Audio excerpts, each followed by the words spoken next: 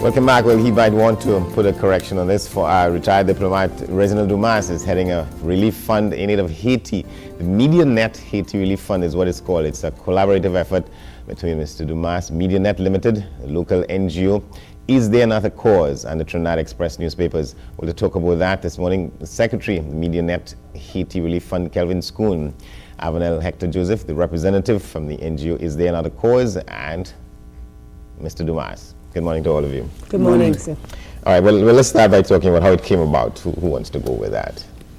Well, I suppose I better go with it. I wrote the book, as you know, and of course an author always likes to get sales and perhaps to keep the benefit of the sales. But I felt that what was more important was the welfare of the people of Haiti, because they're in really a very, very difficult situation and have been for decades. And this was discussed with the publishers, Medianet, and we decided that, okay, if I agreed, because I was the author, if I agreed that part of the proceeds of the sale of the book would go into a fund, by whatever name called, I mean, we call it the Medianet Haiti Relief Fund now, but a fund to assist the people of Haiti to the extent possible. We didn't expect to raise a great deal of money, because that, if it was going to depend on the sales of the book, well, I don't know how many copies were going to be sold, but it's expanded somewhat beyond a portion of the sales of the book, working with ITNAC, with Avenel Hector Joseph here on my right. Is There Not a Cause? Because as she will tell you, they have done a great deal of work in Haiti over the years.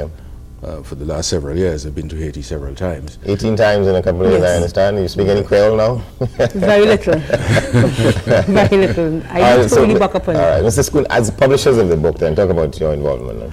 Well, when we discussed the idea, we didn't expect it would be this big. We thought it would be just collecting a percentage of the sales. But then, actually, we met this young lady at the launch of the book. She attended the book launch. And when we realized what she was doing, and at the same time, one of the benefits of being a publisher is that you get to read what you're producing over and over again during the production process. And something stuck in my mind during that process is that Reggie had said in the book that he had to continue working for Haiti from a distance. Having completed the book, he couldn't walk away from the project of assistance to Haiti. And it just grew. So in the process, we realized that we couldn't just go out and collect some money. We talked to the Express.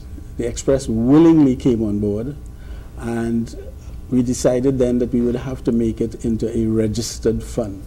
So we have since registered, and what we are expecting now is that this would be a fund that will help to keep the problem of Haiti in the minds of our fellow Trinidad and Tobago citizens as the first objective. And second, that we will expand what we set out to do from just collecting money to collecting supplies, and also assisting in certain major projects in Haiti which we've been looking at, like reforestation and things like that.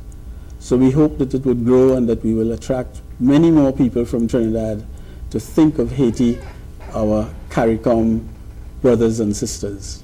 All right, Avenel, let's bring you in here, because as we've said, you've been to Haiti and back about 18 times in the last few years. Talk with us about what the situation continues to be, the reality on the ground, as they say. Well, you know, something Mr. Schoon said is just so important, keeping Haiti in the forefront. Haiti's situation can become blasé. Oh gosh, it's Haiti again, what next? But the reality of Haiti's situation is that they need us to, when I say us, I feel Caribbean people. We know the price that Haiti has paid for the independence. In the Caribbean, as a Christian, as a black person, I feel very committed to see change and transformation in Haiti. It is hard to accurately describe, Andy, the Haitian situation, because our realities are so vast and so different. Now, I have worked in Trinidad and do continue to work in Trinidad. Our team is in the course building homes and stuff in Trinidad and Palo Seco. And so I know what it is for poverty in the Palo Trinidad Seco? level. Palo Seco. We've That's built my part of the woods. Well, good. We've built about 4 or 5 homes, and this year we're committed to building 3 more homes. Lobaho. Yeah, well. I said it was Bajo. Yeah, but you said that's the Lobaho, village. right? Yeah. So, and I've been poor. I've grown up poor. And so I know what it is to be poor. But I'm telling you, poverty from a Haitian perspective, and Mr. Dumas, it is totally different. When we say, oh gosh, I have nothing to wear, it means I have worn this so many times, I don't want to wear it again, or I ain't feel for that. I ain't have nothing to eat means I have food in the fridge from yesterday.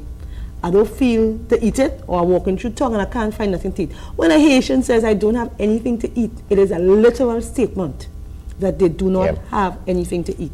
If people live on less than $1 a day, that's less than the cost of a Well, in my single encounter with Haiti, I had gone there to cover the election in 2002, and Ismail Samad, who had a placard on the Brian Lara Promenade during the summit, because he said that there should have been more attention focused on Haiti rather than on Cuba, and he was seeking to make that point. And I spoke with him that day, and he reminded me of something that I wrote coming back from that visit, in which I said that I'd passed through a neighborhood, and if those people in that neighborhood that I passed along the waterfront in Port-au-Prince could come to the Beetham, they would feel that they were in Hollywood. You can't compare life in the beat. I mean, I have friends in the Beetham, they have TV, they have everything. Is, we're good. They have a little CPEP worst case scenario. There is no such thing for Haitian. There's like, we say, so how you budget for the month? The guy said budget for a month. You take life literally day by day. Okay. Reggie Dumas, and the fund was launched and was being talked about just prior to this summit, in which the Prime Minister said at the end that there was a presentation made to the leaders by the Haitian President René Préval, on the basis of which he said that a new sense of shame, if I'm paraphrasing him correctly, sort of descended upon them, and he was saying that the situation as it stands now is not one that anybody ought to be proud of, so that they're going to go and renew their commitment. But going back to that, my question, as I looked through the book last week and writing something for the Express about that, and remembering the CARICOM task force on Haiti and what had been put in place before, and the point was that we probably need to get an assessment as to why these things have not worked to the extent that they should before we talk too much.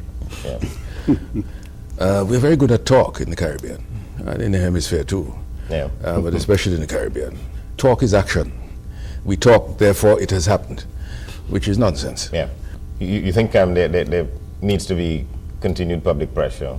There has to be public pressure, awareness. There has to be public awareness, and there has to be a sense of wanting to work with people who are less privileged than you. Yeah.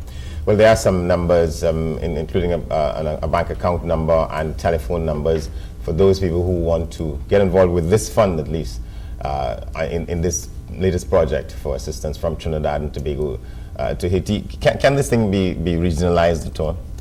Yeah, one of the things that I think as Caribbean, and there are a number of groups from the Caribbean who've been working in Haiti, and it is my desire, through our team as another cause, we are looking to meet with the Haitian authorities so we can network the different groups, because a lot of groups go into Haiti to work and to see how they can assist us when we get in there on the ground and make the process easier, and also to network. So, for example, the container that we send into Haiti, that's on the ground right now, an NGO from Antigua is going to be the recipients of some of the good. Okay, let's see what happens now. This is the book, if you haven't seen it before. This is the Reginald Dumas book, An Encounter with Haiti, and quite apart from contributing to the fund, if you buy a copy of the book, a proportion of that money will go towards the fund as well.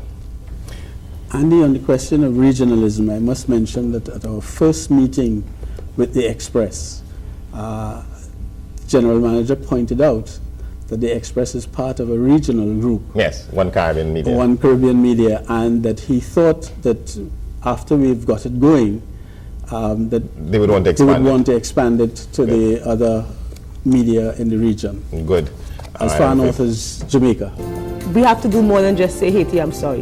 Move to action. Good.